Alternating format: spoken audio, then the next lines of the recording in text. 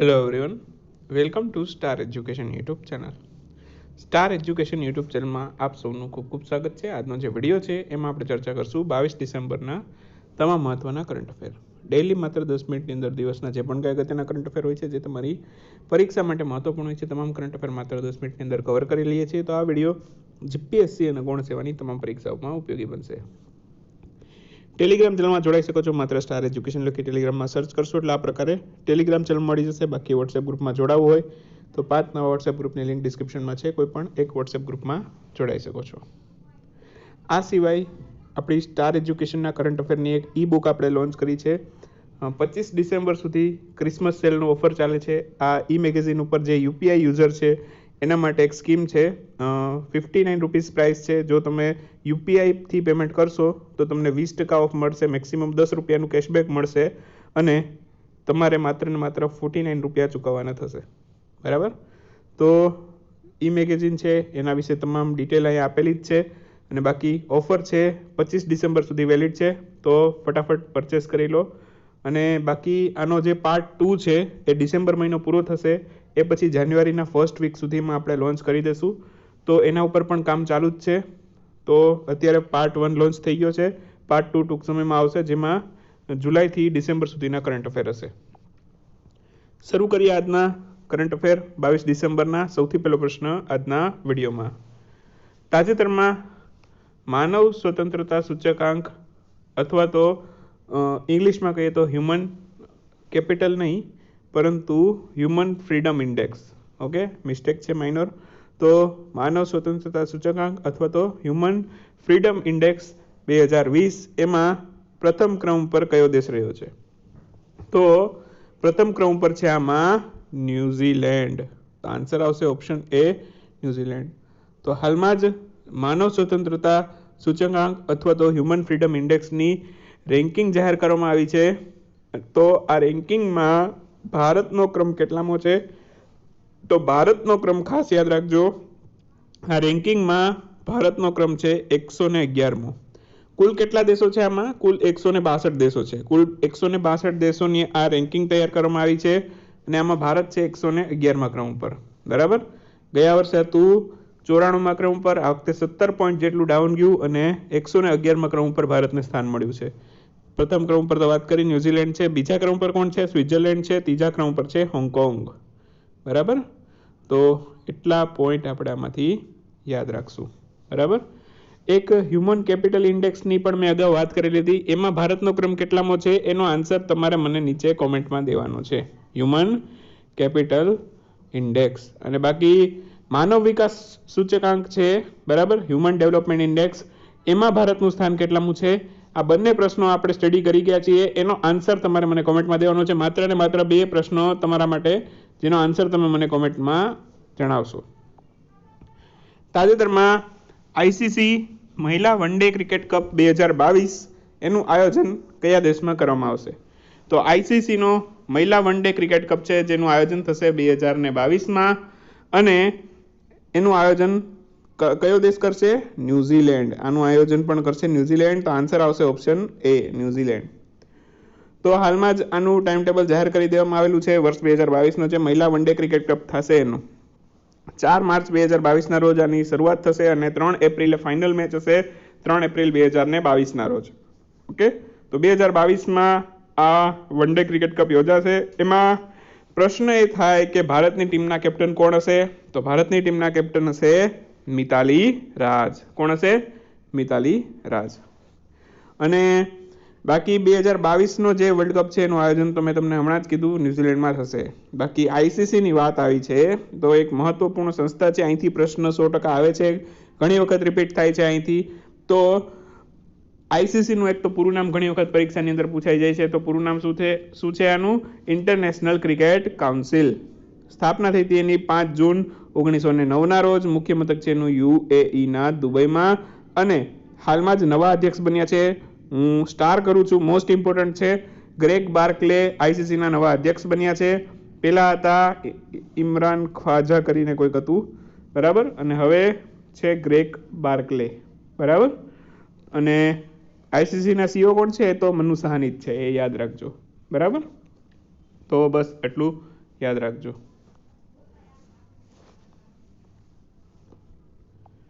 Next question, તાજેતરમાં corona વાયરસનો નવો સ્ટ્રેન મળી આવવાથી ભારત એ કયા દેશમાંથી આવતી ફ્લાઇટને 31 ડિસેમ્બર 2020 સુધી રદ કરી છે અથવા તો એના ઉપર પ્રતિબંધ લગાવ્યો છે?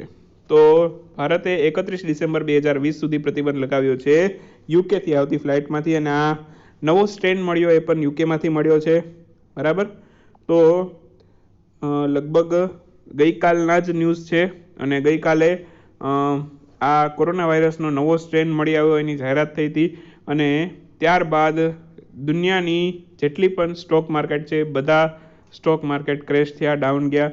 બરાબર, અને આપણું ઇન્ડિયાનું પણ જે છે BSE બોમ્બે સ્ટોક એક્સચેન્જ અને નેશનલ સ્ટોક એક્સચેન્જ, તો એ પણ ડાઉન ગયેલું હતું.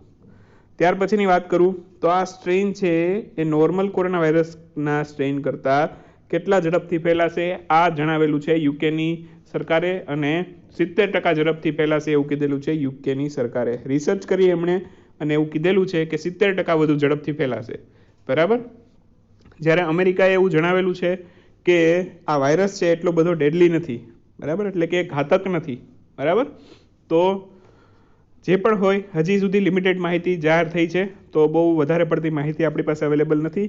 હા, પરીક્ષાની દ્રષ્ટિએ જે માહિતી ઉપયોગી છે એ આપણી પાસે છે. જેમ કે આ વાયરસનું સાયન્ટિફિક નામ શું છે? તો VUI 2020-12-01. VUI 2020-12-01 આ વાયરસનું સ્ટ્રેનનું નામ છે સાયન્ટિફિક. બાકી આ વાયરસનું બીજું પણ એક નામ છે લાઇનએજ B1.1.7. તો બંને નામ યાદ રાખજો. અને બાકી યુકેથી આવતી ફ્લાઇટ છે 31 ડિસેમ્બર સુધી રદ થઈ છે, તો એ પણ યાદ રાખી શકો છો. આ સિવાય ભારત સિવાય પણ ઘણા બધા દેશોએ યુકેની સાથે કનેક્શન અત્યારે તોડ્યા છે, જેમ કે કેનેડા, જર્મની, ફ્રાન્સ, ઇટલી વગેરે જેવા દેશોએ છે યુકેમાંથી આવતી ફ્લાઇટ છે ને બંધ કરી છે. બરાબર, તો કોઈકે 1 વીક સુધી કરી છે, કોઈકે 2-3 દિવસ માટે કરી છે, તો બધાએ પોતપોતાની રીતે અલગ અલગ સ્ટેપ લીધા છે, પરંતુ એની સાથે આપણે કંઈ લેવા દેવા નથી, કેમ કે એ બધા પ્રશ્ન આપણા માટે મહત્વના નથી. હવે વાત કરીએ નેક્સ્ટ ક્વેશ્ચન. તાજેતરમાં પ્રધાનમંત્રી નરેન્દ્રભાઈ મોદી દ્વારા ASSOCHAM enterprise of the year century award આનાથી કોને સન્માનિત કરવામાં આવ્યું છે? તો ASSOCHAM enterprise of the year century એવોર્ડથી સન્માનિત કરવામાં આવેલ છે. વર્ષ 2020નો છે, અને આનાથી સન્માનિત કરવામાં આવેલા છે ટાટા ગ્રુપને. બરાબર, જો આમાં ઘણા ન્યૂઝપેપરવાળાએ એવું પણ છાપી નાખેલું છે કે રતન ટાટાને મળેલો છે. જો ખાસ યાદ રાખજો, બરાબર, મોટી મોટી હેડલાઇનમાં એવું લખેલું હશે કે રતન ટાટાને આ એવોર્ડ મળેલો છે, પરંતુ રતન ટાટાએ છે ટાટા ગ્રુપ તરફથી છે આ એવોર્ડ રિસીવ કરેલો છે. ખાસ યાદ રાખજો, મળેલો છે કોને? ટાટા ગ્રુપને, અને ટાટા ગ્રુપ તરફથી આ એવોર્ડ રિસીવ કરેલો છે રતન ટાટાએ. બરાબર, બાકી એવોર્ડ કોને મળેલો છે? ટાટા ગ્રુપને. બરાબર, તો બંને ખાસ યાદ રાખજો. બાકી એઝોચેમને છે 2020ના રોજ 100 વર્ષ પૂરા થયા છે, તો એ પણ યાદ રાખજો. સેન્ચુરી પૂરી કરી છે એઝોચેમે. અને એઝોચેમનું પૂરું નામ યાદ રાખજો, associated chambers of commerce and industry of India. સ્થાપના થઈ એની 1920માં.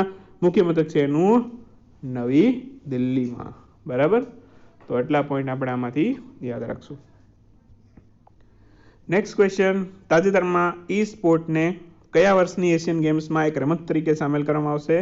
તો ઈ સ્પોર્ટ જે છે, બરાબર, એને વર્ષ 2022ની જે એશિયન ગેમ્સ છે એમાં એક રમત તરીકે સામેલ કરવામાં આવશે. તો આન્સર આવશે ઓપ્શન એ. બરાબર, તો 2022ના જે એશિયન ગેમ્સ થશે એમાં ઈ સ્પોર્ટ્સને એક રમત તરીકે કાઉન્ટ કરવામાં આવશે. તો ખાસ યાદ રાખજો, તમે જે કમ્પ્યુટર ઉપર ગેમિંગ રમો છો, બરાબર, તો એક કમ્પ્યુટર ગેમિંગ છે હવે એક સ્પોર્ટ બની જશે, એમાં મેડલ આપવામાં આવશે. તો જે લોકોને ગેમિંગનો શોખ છે એના માટે બહુ સારા સમાચાર છે, કેમ કે એશિયન ગેમ્સની અંદર એક સ્પોર્ટ્સ તરીકે એને એડ કરવામાં આવેલું છે. હવે 2022ના એશિયન ગેમ્સમાં એડ થશે, તો ક્યાં થશે એનું આયોજન? ચીનમાં થશે. એના પછીના છે 2026માં, એનું આયોજન થશે જાપાનમાં. એના પછીના 2030માં થશે, એનું આયોજન થશે કતારમાં. અને એના પછીના 34માં થશે, 2034માં એનું આયોજન થશે સાઉદી અરબમાં. તો 22માં ચીનમાં, 26માં જાપાનમાં, 30માં કતારમાં અને 34માં સાઉદી અરબમાં. ઓકે, હવે એક પ્રશ્ન હું તમને અહીંયા પૂછું. 2018માં દર 4 વર્ષે એશિયન ગેમ્સનું આયોજન થાય, છેલ્લે થયેલું હતું 2018માં. બરાબર, એમાં આ જે એશિયન ગેમ્સ હતા 2018ના, એનું આયોજન ક્યાં થયેલું હતું, મીન્સ કે કયા દેશમાં થયેલું હતું એવું કહેશો તો પણ ચાલશે, બરાબર. સિટીનું નામ કહેવાની જરૂર નથી, જો યાદ હોય તો વધારે સારું, બાકી કયા દેશમાં થયેલું હતું એવું તમારે મને જણાવવાનું છે. તો 3 પ્રશ્ન પૂછેલા છે અને જેટલા પણ પ્રશ્ન પૂછું છું કોમેન્ટ સેક્શનની અંદર એટેન્ડ કરવાનો ટ્રાય કરો અને જે લોકો સાચો આન્સર આપે છે એને લાઇક કરી સપોર્ટ કરો ફ્રેન્ડ્સ. આગળ વધીએ. તાજેતરમાં ફીફાનો વર્ષ 2020નો best FIFA player of the year woman award કોને મળ્યો છે? તો ફીફાનો 2020નો best FIFA player of the year woman category માટે આપવામાં આવેલો છે લુસી બ્રોન્ઝને. આન્સર આવશે લુસી બ્રોન્ઝ, ઓપ્શન સી. તો લુસી બ્રોન્ઝ છે, બરાબર. અહીં તમે ઇમેજમાં જોવો છો, એમને ફીફાનો પ્લેયર ઓફ ધ યરનો પુરસ્કાર આપવામાં આવ્યો છે વુમન કેટેગરી માટે. તો લુસી બ્રોન્ઝ છે કયા દેશના છે, તો એવો પ્રશ્ન થાય તો યુકેના છે, તો એ પણ યાદ રાખી લેજો. અને મેન્સ માટેનો, મેન્સ કેટેગરીનો આ પ્લેયર ઓફ ધ યરનો પુરસ્કાર કોને આપવામાં આવ્યો છે ફીફાનો? મેન્સ માટે આપવામાં આવેલો છે રોબર્ટ લેવડોવિસ્કીને. રોબર્ટ લેવડોવિસ્કી, અહીં તમે ઇમેજમાં જોવો છો. ઓકે, પોલેન્ડના ખેલાડી છે, ફૂટબોલ પ્લેયર છે. બાકી ફીફાની વાત આવી છે તો ફીફા વિશે પણ યાદ રાખી લઈએ, મહત્વની સંસ્થા છે, ઇન્ટરનેશનલ સંસ્થા છે. તો federation international the football association આ ફીફાનું ફૂલ ફોર્મ થાય છે. સ્થાપના થઈ 1904માં અને મુખ્ય મથક છે એનું સ્વિટ્ઝરલેન્ડના ઝુરિચમાં. ઓકે, તો હવે ચર્ચા કરીએ આજના ક્વિક ન્યૂઝની. ક્વિક ન્યૂઝમાં સૌથી પહેલો પ્રશ્ન આજના વિડીયોમાં. તાજેતરમાં વાડા, જેનું ફૂલ ફોર્મ શું થાય? World anti doping agency. World anti doping agency. Okay, તો વાડાએ કયા દેશ પર 2022 સુધી આંતરરાષ્ટ્રીય રમતોમાં ભાગ લેવા પર ડોપિંગના કારણે પ્રતિબંધ લગાવ્યો છે? તો રશિયા છે, રશિયા ઉપર 2022 સુધી છે પ્રતિબંધ લગાવવામાં આવ્યો છે વાડા દ્વારા. અને વાડાનું મુખ્ય મથક છે કેનેડાના મોન્ટ્રીયાલ શહેરની અંદર. તાજેતરમાં યુનેસ્કો દ્વારા Asia Pacific award for cultural હેરિટેજથી કોને સન્માનિત કરવામાં આવેલું છે? તો યુનેસ્કોએ સન્માનિત કરેલું છે અને Asia Pacific award for cultural heritage આ એવોર્ડનું નામ છે. આનાથી કઈ કોલેજને સન્માનિત કરેલું છે એવો પ્રશ્ન છે તો અમરસિંહ કોલેજ, જે શ્રીનગરમાં આવેલી છે. શ્રીનગર છે જમ્મુ અને કાશ્મીરમાં. તો એને સન્માનિત કરવામાં આવેલું છે યુનેસ્કો દ્વારા. Next question. તાજેતરમાં કેન્દ્રીય મંત્રી નીતિન ગડકરીએ ગાયના પોદરામાંથી બનેલા પેઇન્ટનું લોન્ચિંગ કરેલું છે. આ પેઇન્ટનું નામ શું છે? તો ગાયના પોદરામાંથી આ પેઇન્ટ બનાવવામાં આવેલું છે અને આ પેઇન્ટનું નામ છે વેદિક પેઇન્ટ. ઓકે, તો કેન્દ્રીય મંત્રી નીતિન ગડકરીએ આનું લોન્ચિંગ કરેલું છે, તો યાદ રાખજો. તાજેતરમાં રમતગમત મંત્રાલય દ્વારા કઈ રમતને અધિકારિત રીતે રમતનો દરજ્જો આપવામાં આવેલો છે? તો ભારતનું રમતગમત મંત્રાલય છે એણે યોગાસન છે એને એક રમતનો દરજ્જો આપવામાં આવેલો છે. તો હવે યોગાસનમાં પણ મેડલ્સ મળશે અને એને રમતનો દરજ્જો એક રમત તરીકે એને સામેલ કરવામાં આવે છે. Next question. તાજેતરમાં એશિયા પ્રશાંત પ્રસારણ સંઘ એના નવા ઉપાધ્યક્ષ તરીકે કોની નિયુક્તિ કરવામાં આવી છે?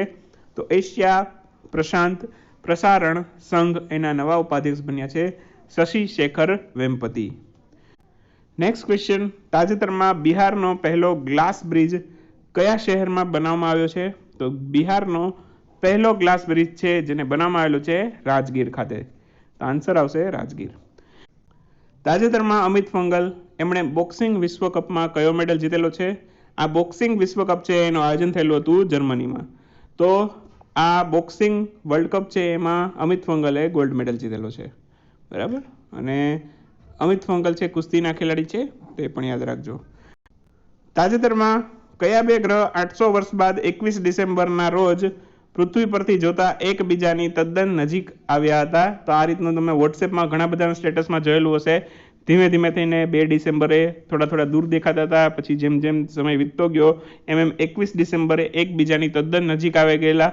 તો આ એક 800 વર્ષ બાદ જોવા મળતી ખગોળીય ઘટના છે.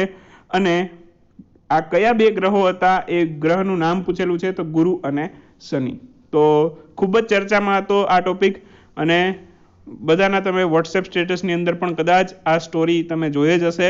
તો પરીક્ષાની દ્રષ્ટિએ પણ થોડું ઘણું મહત્વનું છે, કેમ કે સાયન્સ રિલેટેડ છે. ઓકે, તો આન્સર આવશે ગુરુ અને શનિ. તો આજનો વિડીયો મજા આવી તો લાઈક કરો, શેર કરો આપના મિત્રો સાથે. નવા હોય તો સબસ્ક્રાઇબ કરો, બેલ સિમ્બોલ દબાવો, જેથી આવનારા વિડીયો નોટિફિકેશન મળતી રહે. મળીએ નેક્સ્ટ વિડીયોમાં નવા કન્ટેન્ટ સાથે. ત્યાં સુધી રજા લઈએ. આવજો, બાય બાય, ગુડ નાઇટ, શુભરાત્રી.